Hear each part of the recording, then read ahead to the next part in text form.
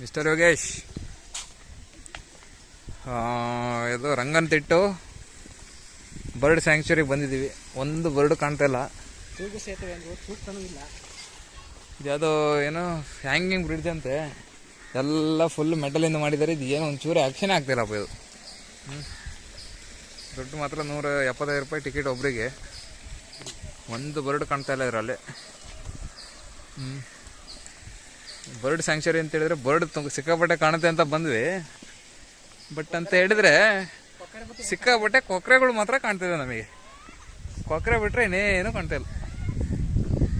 ಪಕ್ಕದಲ್ಲಿ ನೀರಿದೆ, ಅಲ್ಲಿ ಕಾಣ್ತಿದ್ಯಾ ನಿಮಗೆ ಕೊಕ್ರೆ? ಬರೇ ಕೊಕ್ರೆ, ಸಾವಿರಾರು ಗಟ್ಟಲೆ ಕೊಕ್ರೆ ಮಾತ್ರ ಇದ್ದಾವೆ. ಕೊಕ್ರೆಧಾಮ ಅಂತ ಇಡ್ಬೋದಾಯ್ತು, ಇವರು ಪಕ್ಷಿಧಾಮ ಅಂತ ಇಟ್ಟು ಹೆಸರು. ನಾವು ಪಕ್ಷಿಧಾಮ ಅಂತ ಅನ್ಕೊಂಬಂದ್ವಿ, ಇದು ಕೊಕ್ರೆಧಾಮ ಆಗ್ಬಿಟ್ಟಿದೆ ಇದು.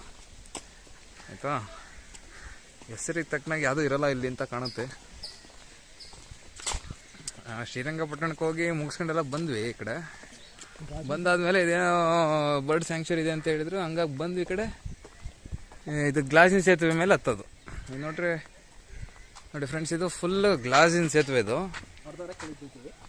ಆದರೆ ಫುಲ್ ಗಟ್ಟಿರುತ್ತೆ, ಸುಮ್ಮನೆ ನೆಡ್ಕೊಂಡು ಹೋಗ್ತಾ ಇರ್ಬೋದು. ನಿಮಗೇನು ಗ್ಲಾಸು ಬ್ರೇಕ್ ಆಗುತ್ತೆ ಅನ್ನೋ ಒಂದು ಇದಿರುತ್ತೆ, ಏನೂ ಇಲ್ಲ. ಇದು ಫುಲ್ಲು ಹಾರ್ಡ್ ಇರುತ್ತೆ ಇದು, ಆಯಿತಾ.